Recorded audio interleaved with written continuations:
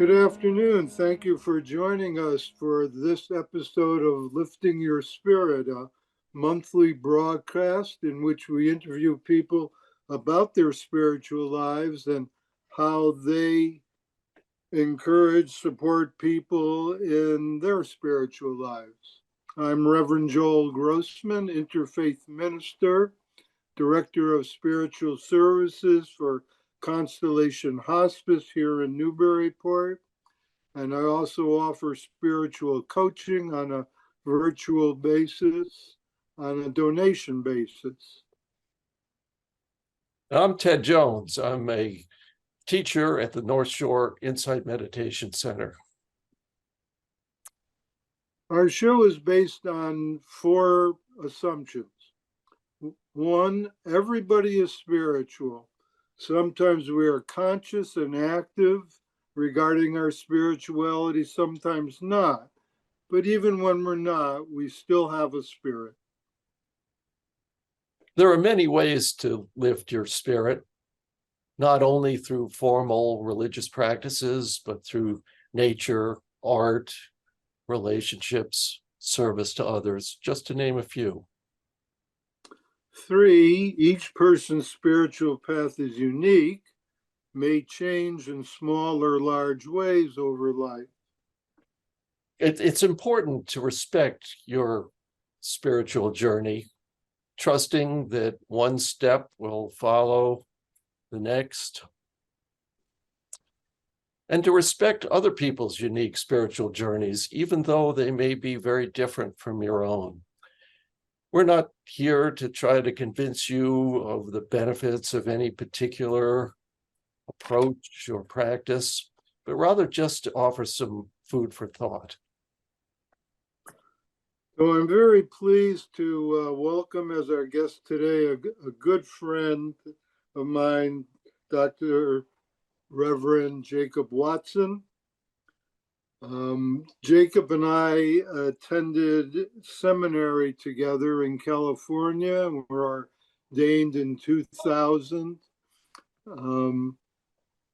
And Jacob started an interfaith seminary in Portland, Maine, which I was and still am involved in. And through all of this, we've become good friends and support each other in our spiritual journeys. I'll read a little bit about Jacob from his website. When the time comes, Jacob, why don't you share what that website is so I don't mess it up? So Reverend Jacob Watson, Doctor of Ministry, graduated from the Chaplaincy Institute for the Arts and Interfaith Ministries and the University of Creation Spirituality. He was the founding abbot of the Interfaith Chaplaincy Institute of Maine, better known as CHIME. He served several hospices as chaplain and chaplain supervisor. He's a meditator for over 40 years and the author of Essence, The Emotional Path to Spirit, and Enso Morning, Daily Meditation Gifts. His life is focused on teaching and writing, prayer, and meditation. Thank you for joining us today, Jacob. My pleasure, Joel. So our opening question is always, please share with us your spiritual life, starting from your younger days to now. Okay, I'd be glad to do that. So how I'm going to do that is we're going to have a meditation right now. Just a few minutes. I don't know if you can hear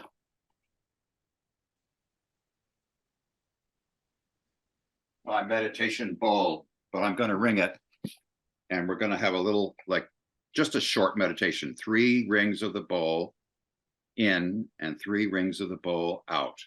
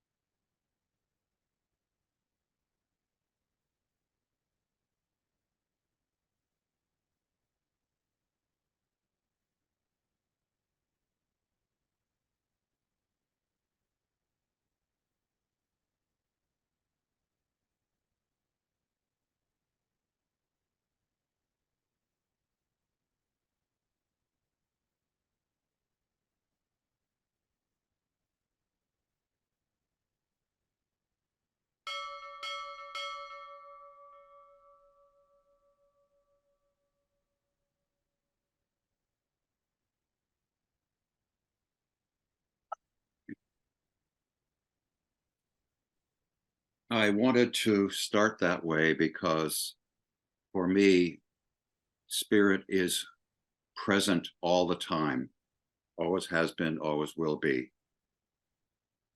And Joel, when you asked me about my spiritual life, and thank goodness we got all that biography stuff out of the way, because that's all about the past.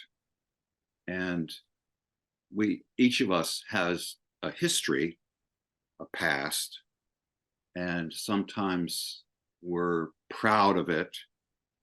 And sometimes we think, oh, damn, why did I do that? But it's all in the past. And for me, my spiritual life is here in the present moment with you three people right now. And I don't think it's helpful for people who are investigating their spiritual life to hear about what I've done, again, because it's in the past.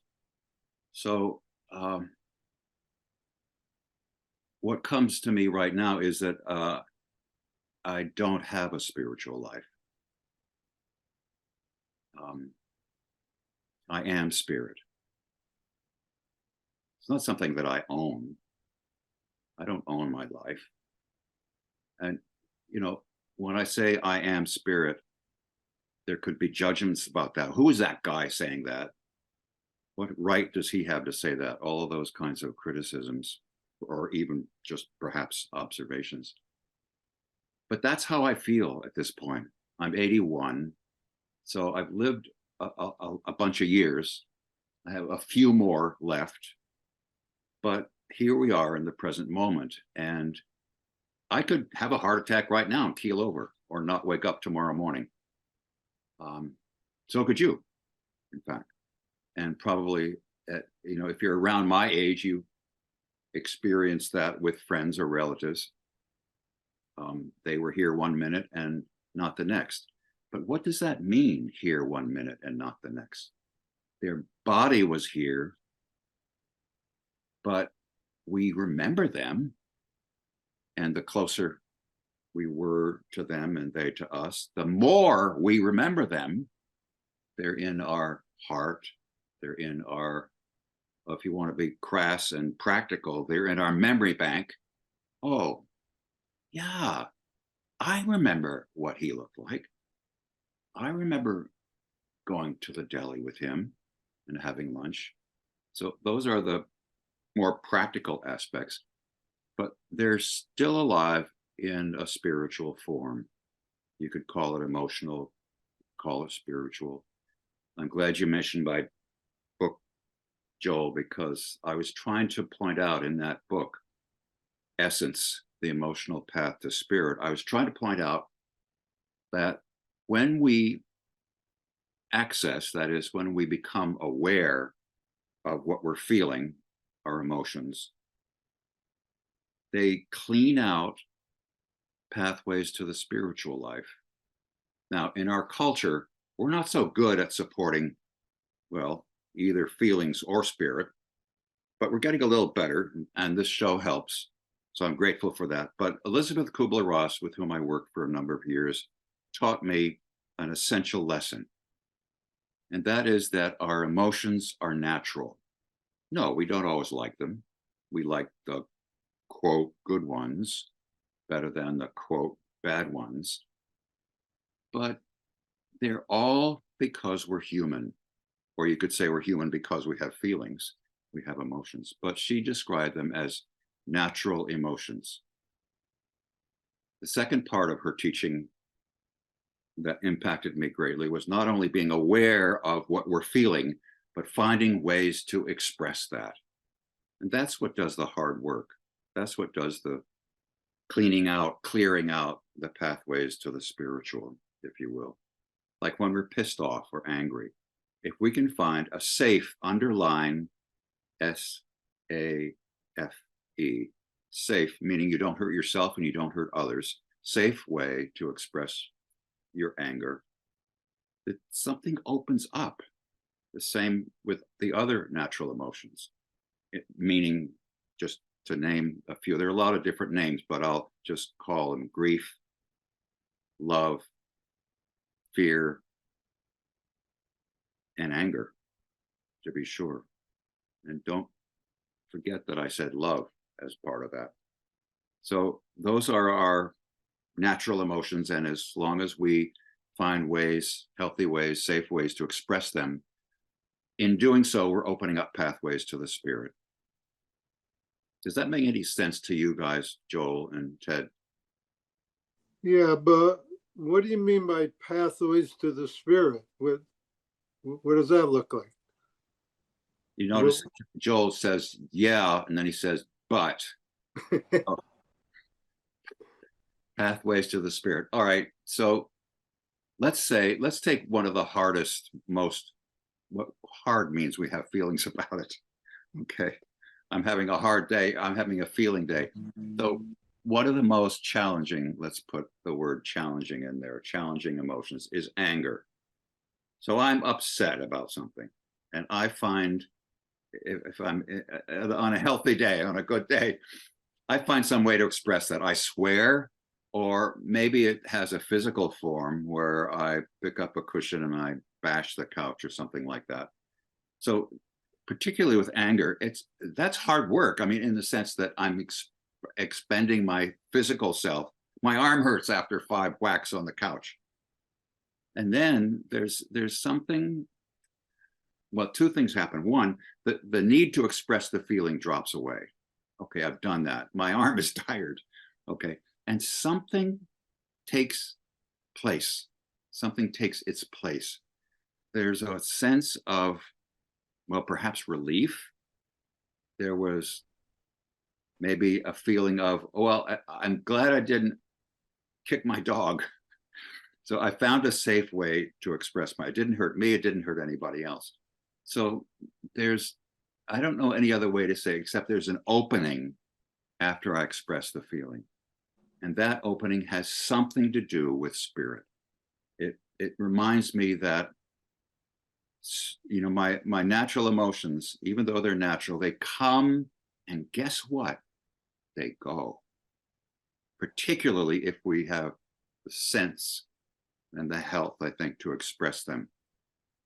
So there's a way in which think of the awareness cycle, which is basically just a circle, and it has a very thin slice out of the top, and that slice is the present moment. And as you become aware, you move around the circle and your consciousness pops into that slice at the top, and the awareness comes, oh, I'm angry. And you express that. You hit the couch with the pillow or whatever you do. Maybe you just swear. Maybe you yell out loud, but you express that natural anger. Therefore, and this is the key to it, therefore allowing more space in that slice out of the top of the awareness circle. And that, keeping that moving, is healthy. It's a sign of health. So that we are aware, we become aware of being angry, we express it in the moment, therefore allowing another whatever to come up into the slice of awareness. We're talking about consciousness here. And you probably remember in your own lives or when you're working with other people, we sometimes say, oh, I'm stuck. Well, what's stuck is the awareness cycle.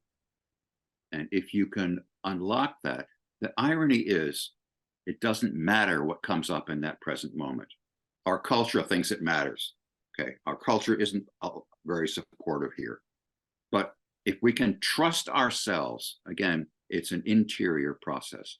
Trusting ourselves to A, be aware of what we're feeling, and B, express it in the present moment. The awareness cycle keeps moving. We're not stuck. It's keeping moving. Our consciousness, our awareness is keeping moving. And that's a key to health, that awareness, consciousness. Okay, unless you have another question, I want to go on to something else. I'd like to just explore Yeah.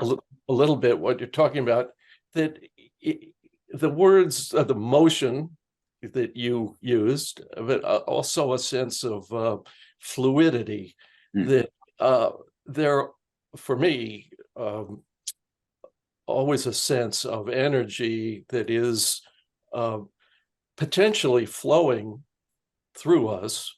And that I think that in some ways it's kind of a healthy birthright for that energy to flow through, and that it has become culturally stultified. And so that we're trying to find the ways in which that can come through. And that you've talked about the expression of those emotions through, like, anger, just yelling, swearing, hitting pillows and stuff like that. There's also, I think, a lot of emphasis these days on the sort of the body itself, and how the emotional energy is stored within the body, and how that can be unlocked. And that I agree with you completely that the unlocking of all of those energies that are constricting us really is an essential part of moving in a spiritual direction, or moving toward the divine. So I resonate very strongly with what you were saying. Yeah, thank you, Ted. I appreciate the way that you brought up the body, the physical self. It's really critical. And I think of the currently very popular teacher, Dr. Gabor Mate. Yes. Wonderful about this particular thing, because Absolutely. He said essentially that if the feeling is not expressed, as you're suggesting, Ted, it does get stored in the body. Yes. And guess what? It's just waiting. Yeah. And what it's waiting for is, I would say, permission. It's like, for me, it's a hand tapping on my shoulder. Oh, Jacob, I'm still around. That piece of anger. Or it could also be any of the other feelings, that piece of love that you haven't expressed to a person, maybe even to yourself, self-love. I just really have appreciated the way Gabor Mate speaks about that and underlines what you're suggesting, Ted. Yes. Is there a particular book that people can refer to find his teaching? Well, he's got a new book out about trauma. Also, I think the book before was about the fallacy of we want to lead a normal life. Sorry, there's no such thing as a normal life. And besides, our culture describes one way of normal, and it's really screwed up. I'm trying not to swear here because I know I'm on the air. So screw up is okay. Sometimes a person comes in to work with me, and they're struggling so hard with their life, and they say to me occasionally, "Oh, I just wish I had a normal life." Sorry, the life you have is yours. You can judge it this way, that way, normal, not normal, mental illness or not mental illness. That's a whole other topic. But again, Gabor Mate, I really appreciate his teachings about this exact subject. So can I talk more about awareness? Yes. Sure, please. Okay. So there's awareness, and let's also use the word consciousness. So many of us, especially on the spiritual path, that's a misnomer, but I already talked about that, I guess. So because we are spirit already, we don't have to be on any path. But anyway, awareness and consciousness, those of us who care about that, we want to be awake, we want to be aware. Well, okay, but what are we aware of?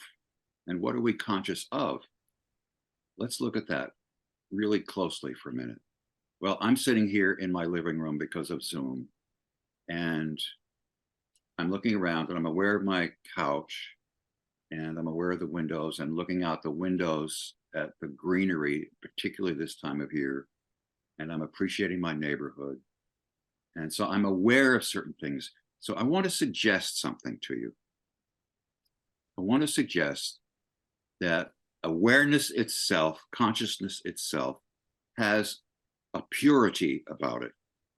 Now, we're human, so we become aware, we become conscious of something, and pretty quickly, a split second, 1 second, 2 seconds, 3 seconds, we judge, we make a judgment, albeit a human judgment, about what we just saw or experienced, about what we just were aware of.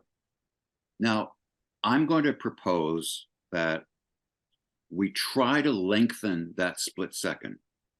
By that, I mean, we're conscious of something. Don't judge what you're conscious of right away.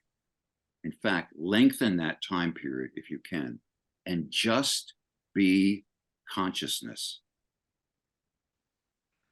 Just be aware.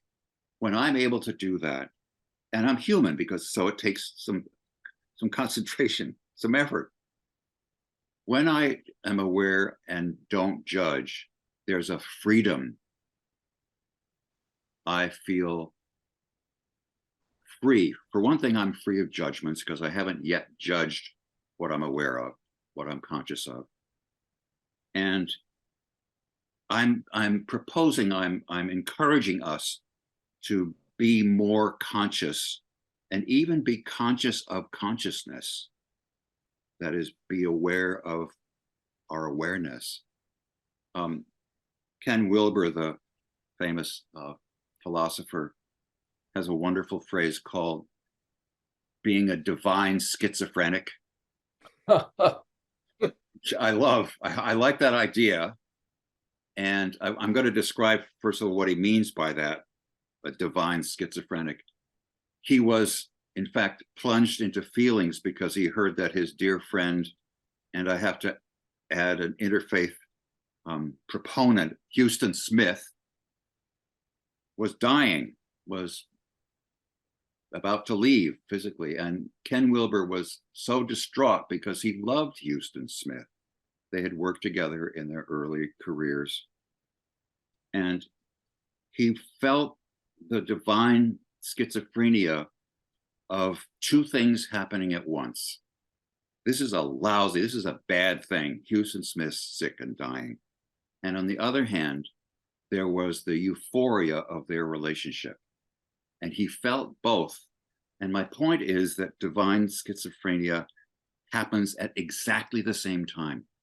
And that was Ken Wilber's point. He was trying to get across the idea that good things and bad things happen simultaneously. We feel both at the same time.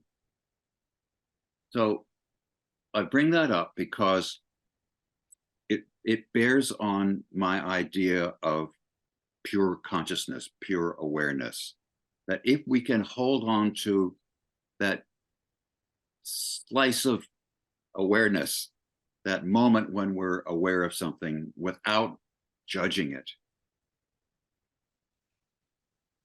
that's brilliant, as the English say.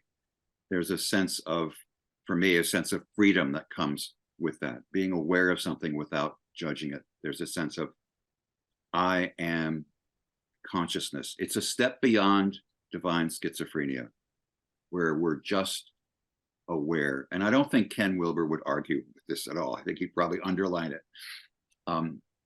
So that's my point here, just to be aware and to stay with the consciousness before judging it.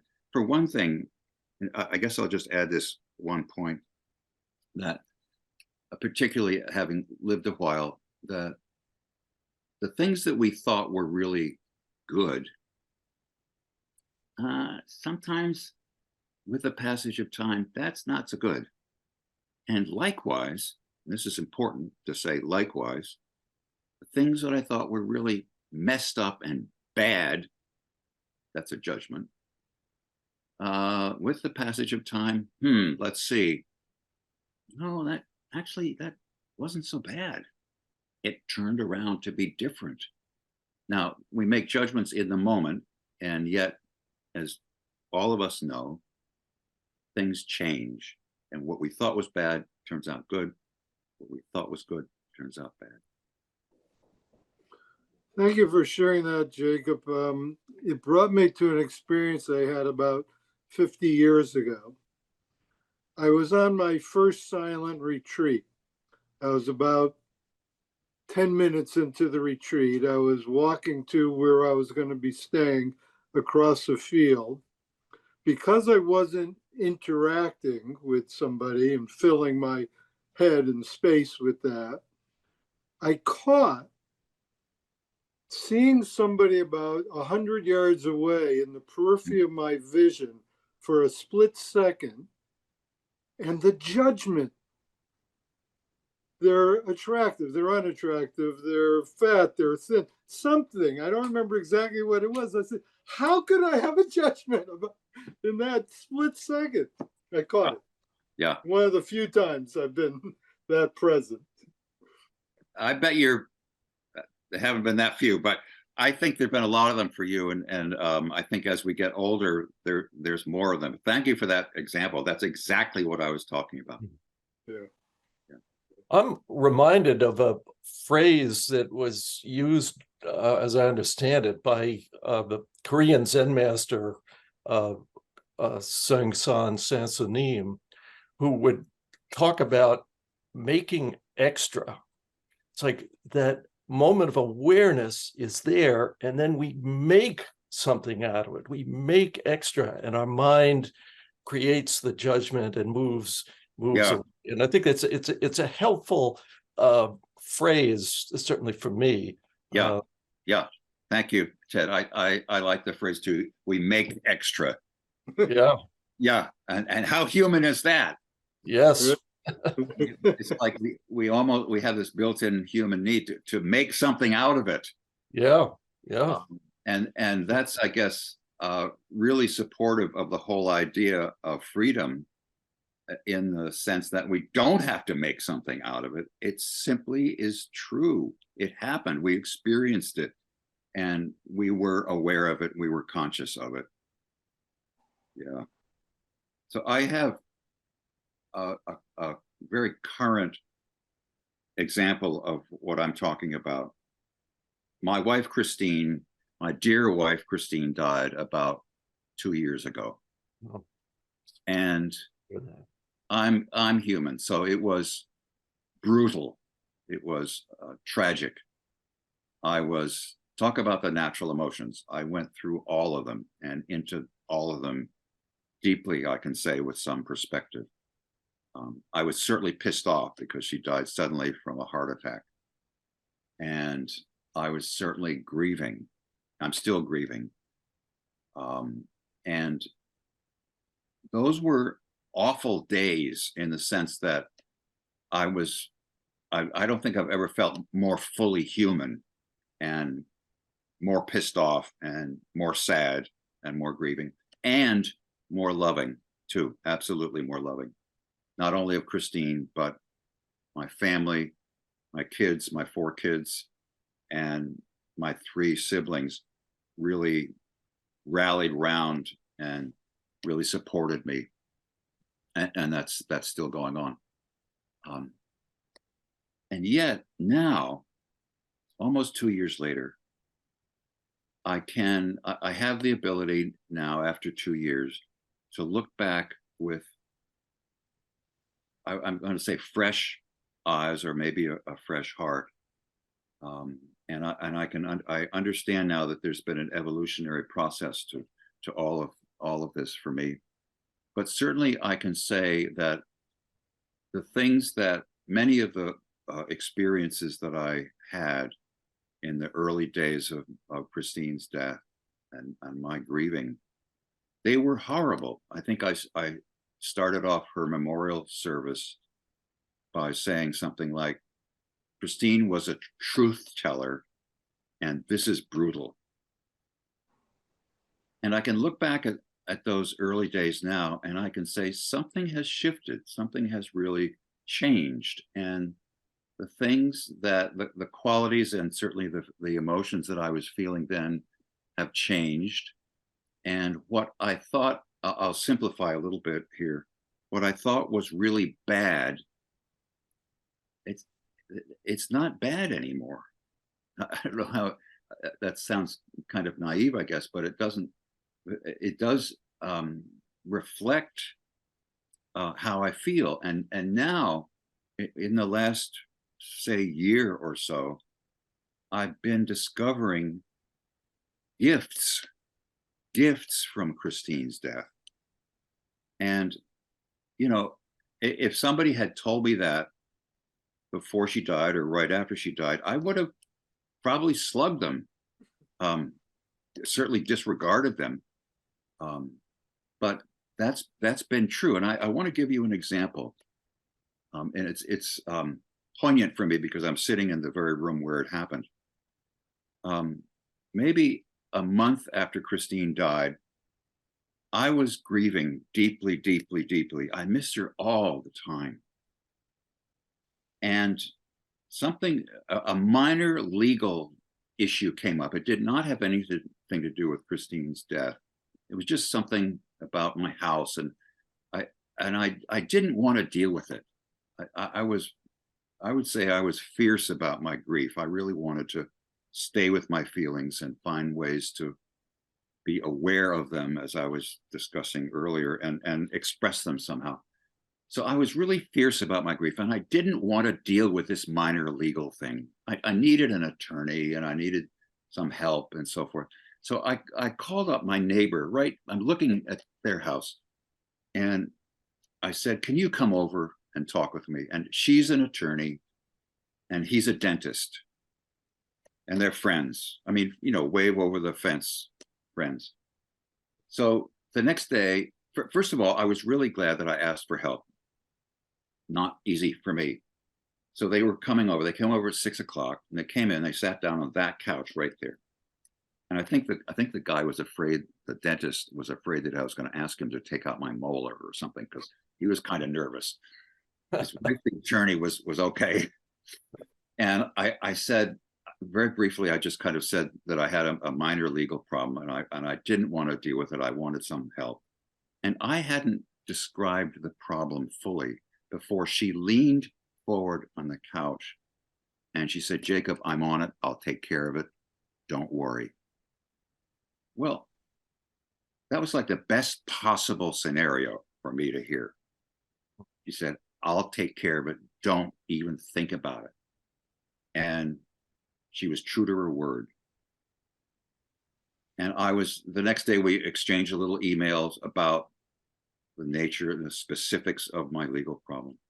And I never heard another word about it. She did, in fact, take care of it completely. She just took it off my mind or my heart, and it was taken care of.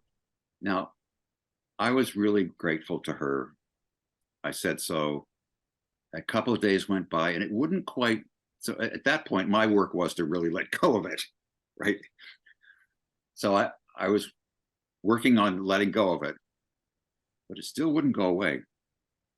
And 4 or 5 days later, it's like this bell went off. I realized what was going on. When she was sitting on my couch and leaning forward and saying to me, Jacob, I'll take care of it. Don't worry about it. She was speaking as the divine feminine, as the spiritual force. She had no idea what she was saying, actually. She was taking care of the legal part, the human part. I needed help with that. But there was a whole other dimension that she was addressing in me and saying, Jacob, I'll take care of it. If I had to amplify that a little bit, she was saying, Jacob, you're going to be fine. Yes, you're still grieving Christine. Yes, you're always going to miss her. And you are taken care of, and you will be. Don't worry. And that was an extraordinary gift. And the best example, the best gift that I could have ever had. Wow. Thanks for sharing. Yeah. Really speaks to how we can be present for each other. Yeah. Yeah. And the spirit bringing that about. Yeah. And also, I think, Joel, she didn't, the attorney didn't have any idea what she was doing. So there's a sense of, oh, trust what's happening. You may or may not understand what's happening, but trust what's happening. It's like, trust your consciousness. Yeah. Yeah. Yeah. In your website, under what is spiritual companionship, you say helping people with deep spiritual questions such as, who am I? What gives my life meaning? How can I access my spiritual side? How can I create spiritual practices? Yeah. Could you speak to any or all of that? Sure. Yeah. I still teach a little bit. I'm going to be teaching a course on spiritual companionship to the senior college this fall at the University of Southern Maine.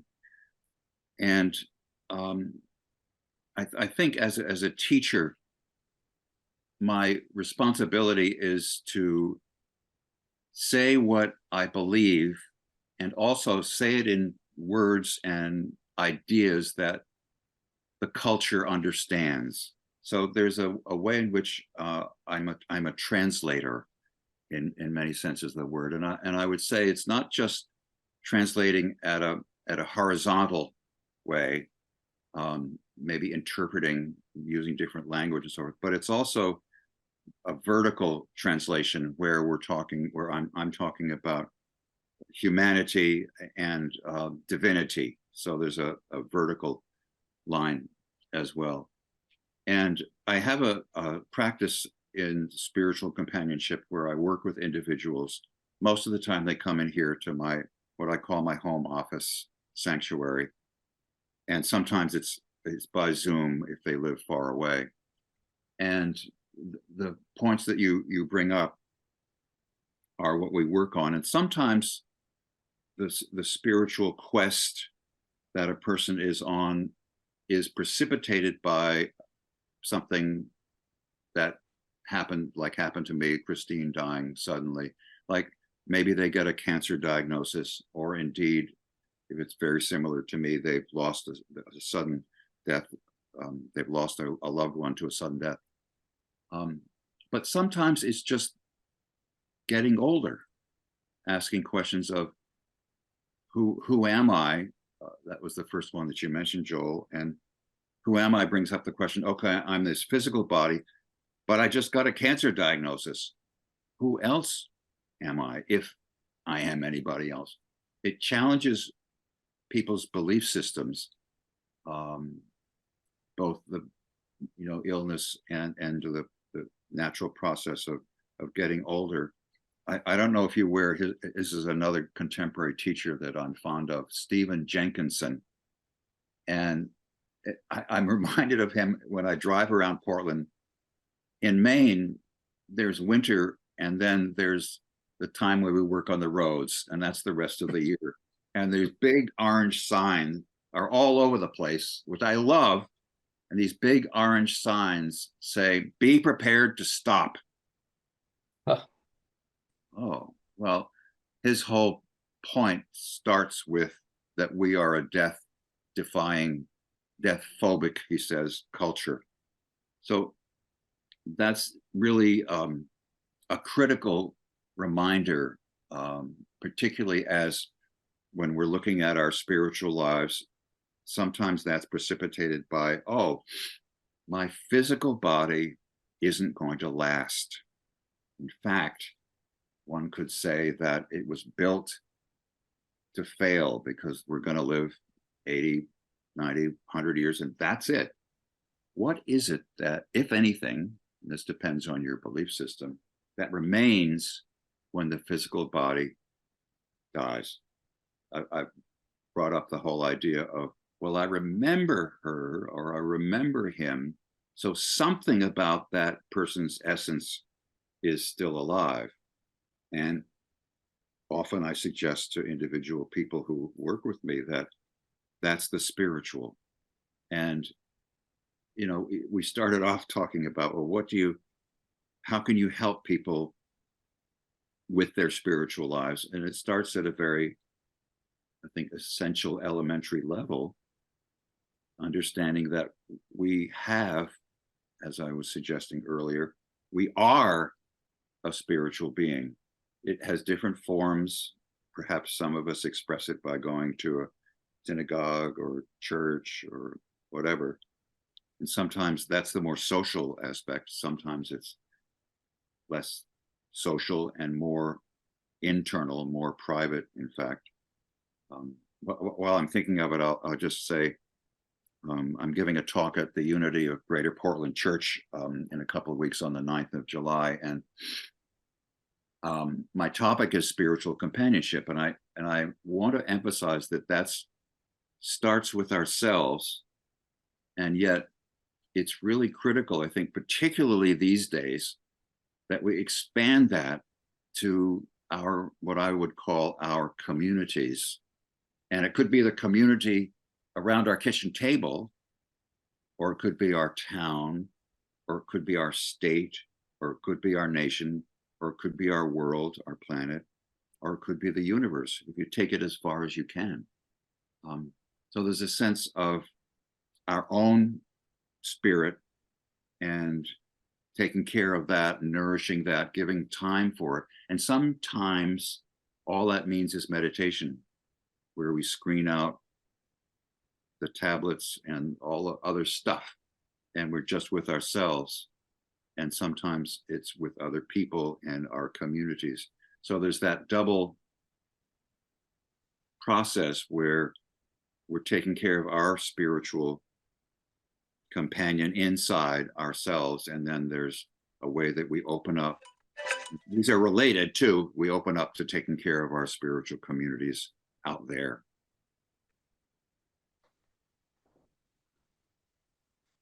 Thank you. There was a whole bunch of other things in what I had read on your spiritual companionship, and we have time for maybe one more if you'd like to speak to that, or whatever you'd like to speak to before we wrap up. Yeah, I'm interested in your responses to what I'm saying, Joel and Ted, and if any question comes from there.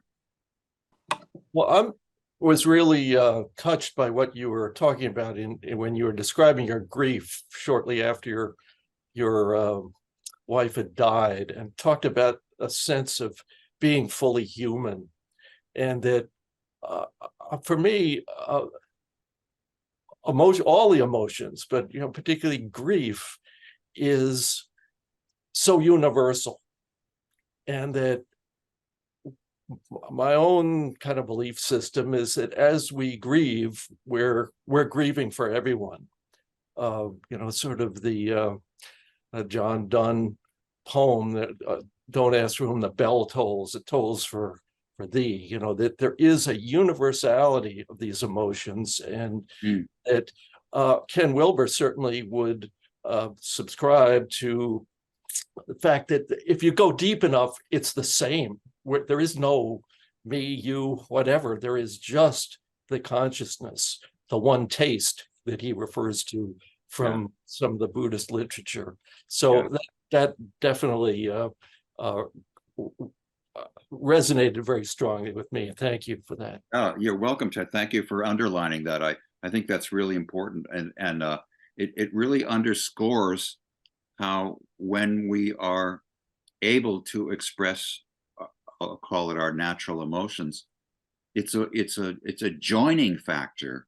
I mean, that was the strength really of Elizabeth Kubler-Ross's workshops, because we gave people a few tools, as I have today, and then we were together as a group of people for 5 days, and that expression of the natural emotions reverberated and encouraged each other to go deeper and deeper and deeper. And by the end of the time, we're talking 80 or 90 people together for 5 days, there was a sense of solidarity because of what we had shared, and the naturalness of sharing with other people when there is the quality of safety. Yeah. Yes. So thank you for personally in this interview and in our lives together, creating that sense of safety with your own realness. Very Thank you, Joel. touching. I Helps appreciate in the that. process. And we hope that people who are listening also can open to that and appreciate what Jacob has shared with us. People who missed the show, which will appear July 19th, 11:30, as we have a show every third Wednesday of the month. They can go to mediahub.org, look in the upper right-hand corner for the YouTube link, and find this show and previous ones, or to the SoundCloud link that will take you to this show and previous ones that you can listen to. So thank you once again, Jacob, for spending time with us, sharing your realness, encouraging us to be real. And You're welcome. You're peace very to you. welcome. Thanks, Joel. Very wonderful meeting you, Jacob. Thanks Thanks, for Ted. I appreciate it. Yeah.